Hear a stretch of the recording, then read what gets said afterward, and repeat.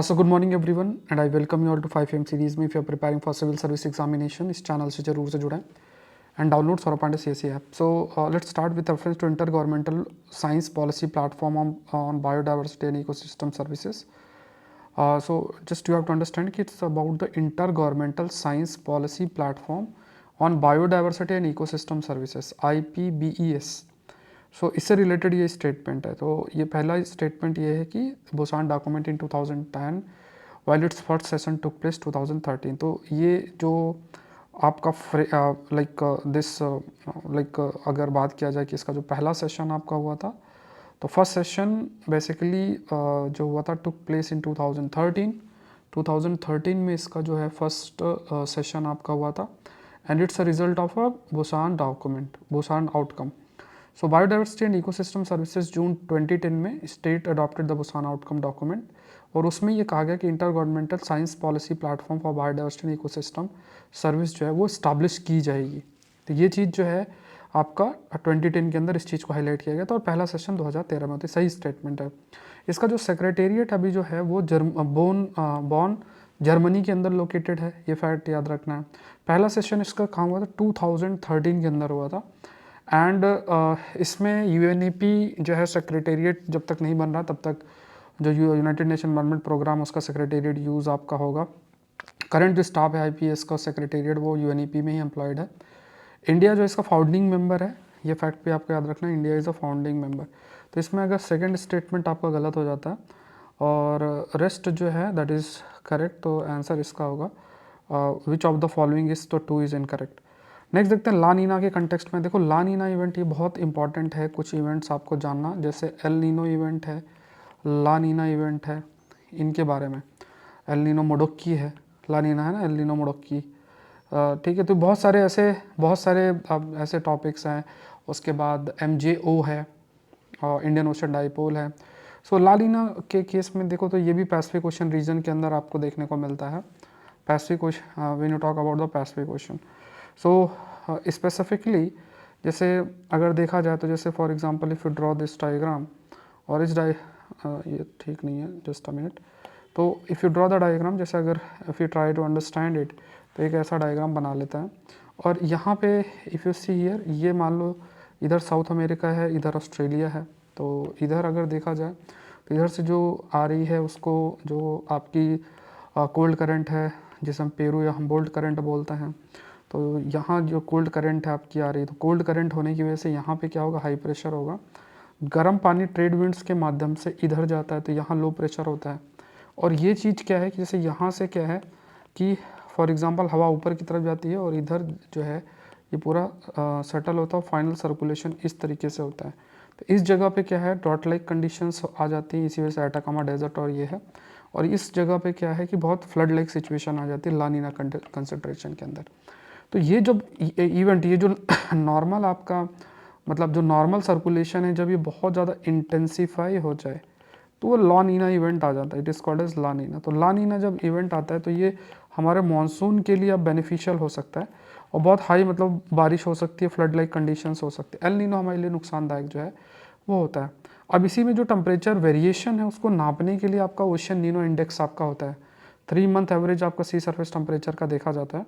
East central tropical Pacific with 30 years average जो है वो देखा जाता है. डिफरेंस बिटवीन दोनों का टेम्परेचर देखा जाए दैट इज़ 0.5 डिग्री सेल्सियस से हायर, मतलब 0.5 डिग्री का अगर वेरिएशन है वो देखा जाता है. अगर ज़्यादा है तो एल नीनो है, कम है तो ला नीना जैसे इवेंट हो सकता है. मतलब एक एवरेज है उससे ज़्यादा होगा तो एल नीनो, कम है तो ला नीना जैसे कंसिड्रेशन. तो यहाँ पे दोनों स्टेटमेंट इसके आपके सही हैं. ठीक है, दिस इज इंपॉर्टेंट. नेक्स्ट देखते हैं, consider the following. High quality rain forest जो है, हाई क्वालिटी जो रेन फॉरेस्ट है multi layered structured with low areas हैं जिसमें श्रब हैं, स्मॉल ट्रीज हैं, mid storied having medium trees with canopy of taller tree. The understory और bottommost layer is populated by dense brush. तो ये चीज़ आपकी highlight की गई है. तो यहाँ पे कहा गया कि कौन सा स्टेटमेंट है. देखो अगर इसको नॉर्मल वे में भी रीड करोगे, रेन फॉरेस्ट है तो मल्टी लेयर्ड आपका होगा और इसमें श्रब्स, इसमें छोटे श्रब्स और स्मॉल ट्रीज़ भी होंगे प्लस मीडियम ट्रीज़ भी होंगे. Canopy of the higher tree, canopy मतलब जो ऊपरी हिस्सा है. सिर्फ 25% आपके, जो 25% है लगभग 25% वर्ल्ड का ट्रॉपिकल जो रेन फॉरेस्ट है home to more than 16,000 terrestrial species. So ये मेनली जैसे जैसे फॉरेस्ट रिड्यूस हो रहे हैं और डिक्लाइन हो रहा है, स्पीसीज़ भी रिड्यूस हो रही हैं और उनका हैबिटेट भी रिडक्शन जो देखने को जो है वो मिल रहा है। एंड जो टॉल ट्रीज़ हैं वो आप कह सकते हैं out grow through the sea of green low, मतलब जैसे मान लो कि हर तरीके का फॉरेस्ट की ज़रूरत होती है। डेंस फॉरेस्ट भी चाहिए तो स्मॉल ट्रीज़ भी चाहिए तो टॉल ट्रीज़ भी चाहिए, बट जो भी डेवलपमेंट है उसकी वजह से वी कैन से कि the less than a quarter of the remaining tropical humid forest और of high integrity from mammals, birds, reptile and amphibian, मतलब जो थोड़े बहुत रेन फॉरेस्ट बचे they are of very important. तो यहाँ पे देखो दोनों स्टेटमेंट आपके सही हैं। आंसर इसका जो है इसका जो आंसर है दैट इज़ बी। नेक्स्ट देख लेते हैं, let's move to the next that is China के पोर्ट न्यूज़ में था, तो ये हमने कई बार डिस्कस भी किया है, ये चाइना के कंटेक्स्ट में भी न्यूज़ में था, तो ये पेरू के अंदर लोकेटेड है। So this is again very important. तो चाइनीज़ प्रेसिडेंट जो है उन्होंने पेरू का चाइना के पोर्ट है उसको वो किया है, and it's new land sea corridor China और लैटिन अमेरिका के बीच में, लैटिन अमेरिका मतलब साउथ अमेरिका और इसके बीच में, और जो प्रेजेंस है चाइना लैटिन अमेरिका में भी काफ़ी हद तक अपना इंक्रीज़ करने का प्रयास जो है वो कर रहा है। चाइना का one belt one road initiative है, उसके माध्यम से चाइना कई प्रकार की जो कनेक्टिविटी इकोनॉमिक कॉरिडोर्स जो है वो डेवलप कर रहा है। पोर्ट पेरू का जो कैपिटल लीमा उसके पास ही लोकेटेड है, और ये डीप वाटर पोर्ट है, ये आप याद रखना, it's a deep water port के रूप में इसे कंसिडर किया जाता है। It's a deep water port, ठीक है। नेक्स्ट देखते हैं, central drug standard control organisation CDSCO के बारे में है। ये नेशनल रेगुलेटरी अथॉरिटी है, मतलब ड्रग के रेगुलेट करने के लिए इंपॉर्टेंट रेगुलेटरी अथॉरिटी। देखो आप लाइक बटन जरूर से प्रेस करें, उसमें आलस नहीं करना है, ठीक है। इसमें सेशन आपका हो रहा है, आपको फ्री में कंटेंट मिल रहा है, तो लाइक बटन आप लोग जरूर से प्रेस करें। इट्स हेडक्वार्टर इसका कहाँ लोकेटेड है, दिल्ली में। Drug and cosmetic act 1940 and rules 1945 जो है एंड ट्रस्टेड वेरियस रेस्पॉन्सिबिलिटीज़ है ना, जिसके मतलब ये दोनों एक्ट के माध्यम से कार्य करती है। उसके बाद under the drug and cosmetic act CDSCO जो है रेस्पॉन्सिबल फॉर नई दवा के अप्रूवल के लिए, क्लिनिकल ट्रायल्स को कंडक्ट करने के लिए, और जो स्टैंडर्ड फॉर ड्रग्स है उसको रखने के लिए। तो ये ध्यान में आपको रखना है। इसका हेडक्वार्टर आपका कहाँ लोकेटेड है, न्यू दिल्ली के अंदर। तो ये जितने भी स्टेटमेंट्स हैं वो सारे स्टेटमेंट्स आपका सही हैं, कॉमन से पॉइंट्स हैं जो है आपको ध्यान में रखना है। तो all four are correct. Next देखते हैं, that is Saint Martin islands जो है रिसेंटली न्यूज़ में थे। ये कहाँ थे, तो न्यूज़ में भी है था, तो बांग्लादेश के अंदर ये आपका लोकेटेड है। तो ये कहा जा रहा है कि लाइक कई न्यूज़ है कि मतलब ये जो ये जो सेंट मार्टिन आइलैंड है इसको मांगा जा रहा था by it was asked by मतलब US की, वो वहाँ पे एक नया क्रिश्चियन देश बनाना चाहता है, ऐसा कुछ कहा गया। से फिर जो है बांग्लादेश की जो प्राइम मिनिस्टर उन्होंने मना किया, फिर कन्फ्लिक्ट जो है वो अराइज हुआ, ऐसा कई रिपोर्ट्स ऐसा भी हाईलाइट आपकी करें। तो सेंट मार्टिन आइलैंड और बे ऑफ बंगाल टू अमेरिका, तो मतलब मेनली वहाँ पे अगर US प्रेजेंट होगा तो चाइना के बहुत क्लोज आ सकता है। Island north eastern part of bay of Bengal में लोकेटेड है। बे ऑफ बंगाल ये आप याद रखना है, बे ऑफ बंगाल के नॉर्थ ईस्टर्न पार्ट में लोकेटेड है। एंड ये बांग्लादेश और म्यांमार के बॉर्डर में, बांग्लादेश एंड म्यांमार के भी ये आपके बॉर्डर में है। ये ओनली कोरल आइलैंड है, ये कोरल आइलैंड है, ये भी आपको याद रखना है। बांग्लादेश का कोरल आप आई होप आप लोगों को पता होगा, जैसे लक्षद्वीप कोरल आइलैंड है, तो कोरल जो है कोरल आइलैंड है विथ 3 है ना, तो ये भी आपको ध्यान में रखना है। ये बहुत इंपॉर्टेंट है, सी टर्टल्स के लिए भी इसको इम्पॉर्टेंट कंसिडर जो है किया जाता है। कहा जाता है कि इसने लगभग 450 साल पहले ये नीचे से ऊपर एमर्ज हुआ, एंड और धीरे धीरे इमर्ज होता गया। तो इस मतलब कई सारी स्टडीज़ ये हाईलाइट आपकी करती हैं। आइलैंड जो है पहले जो हिस्सा था it was part of Teknaf peninsula, Teknaf peninsula का ये आपका हिस्सा था, पेनिनसुला का ये आपका हिस्सा था, और जो कि धीरे धीरे समुद्र में डूब गया और ये आइलैंड ऊपर की तरफ आ गया। तो ये फैक्ट्स आपको ध्यान में रखना, बांग्लादेश के अंदर ये लोकेटेड है। मेलेंजिस्टिक टाइगर की बात किया जाए तो ये आपको ध्यान में रखना है। मेलेंजिस्टिक जो टाइगर है ये मतलब ये बेसिकली अफ्रीकन टाइगर नहीं है, बंगाल टाइगर है, ठीक है। आप इसका इमेज एक बार गूगल में देख लेना। उसके बाद Similipal tiger reserve is the only site in not in India but in the world में एक लॉ है जहाँ पे ये पाया जाता है। तो दोनों स्टेटमेंट गलत हो गए। फिर ये मतलब ये पूरा ब्लैक और येलो स्ट्रिप्स इसमें होती है, कम्प्लीटली ब्लैक आपका नहीं होता है।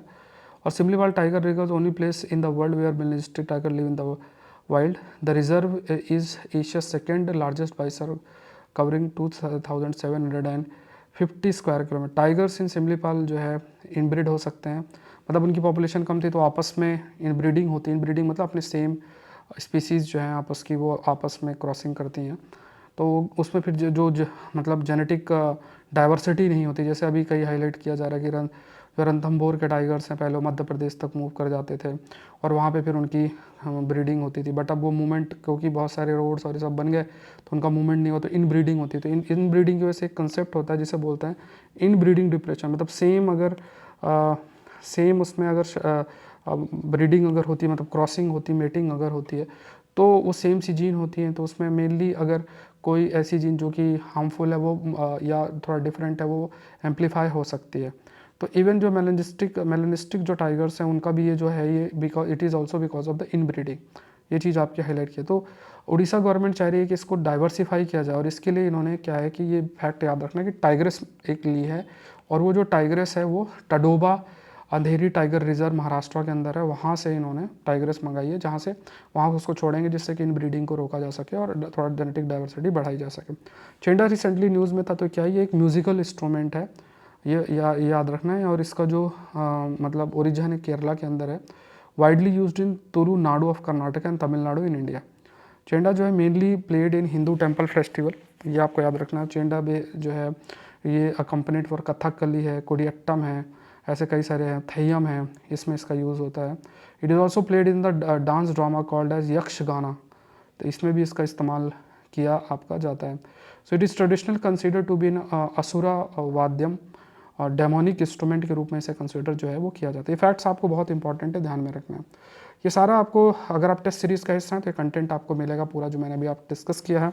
और जैसे मैंने आपको कहा था कि इस वीक में हम लोग जो प्रीलिम्स का क्रैश कोर्स है इन चीज़ों को है, तो मैंने एग्रीकल्चर फॉर जीएस के सारे लेक्चर्स 9 लेक्चर्स आपको डाल दिए हैं। इसके बाद मैपिंग में मैंने आपको रिवर्स तक करा दिया है, माउंटेन्स हमारा हो गया, रिवर्स हो गया, फिर पासेस और ये सब चीज़ें हम कवर करेंगे। तो अल्टीमेट कोर्स है क्रैश कोर्स, इसको प्लीज़ मिस ना करें। इसको खत्म होने के बाद we will start with old geography NCERT. बहुत अल्टीमेट है, क्लास 11th की पूरी ज्योग्राफी के सारे क्वेश्चन पिछली बार इसी किताब से थे, मतलब सब कुछ कवर्ड है, उसको कवर करेंगे, बाकी चीज़ें चलती रहेंगी। तो पूरा स्टैटिक और पूरा प्रीलिम्स का करंट अफेयर इसी कोर्स में सक्सेस बैच में आपका है और इसको मिस नहीं करना है। Use the code UPSC 25, amount 50% से रिड्यूस होगा। इतने सारे सब्जेक्ट्स जो मैं अब कवर कर रहा हूँ अगर आप सबको जोड़ दोगे तो वो आपका लेस देन वी कैन से 50 मतलब 200-400 रुपये एक सब्जेक्ट का प्राइस भी नहीं आएगा। और इसमें उसके बाद भी आपके पास इसमें आपके अगर आप चाहो तो इसमें इंस्टॉलमेंट ऑप्शंस भी अवेलेबल है। और अल्टीमेट कोर्स है, मैं फिर आपको कह रहा हूँ ये अल्टीमेट कोर्स है, इसको मिस नहीं करना और आपके सक्सेस के लिए कोर्स बहुत ही ज़रूरी है। ज्वाइन करने के लिए नंबर पर आप मैसेज कर सकते हैं, लिंक डिस्क्रिप्शन बॉक्स में भी दिया हुआ है। सेशन को लाइक करें, चैनल को सब्सक्राइब करें। Thank you everyone, thank you.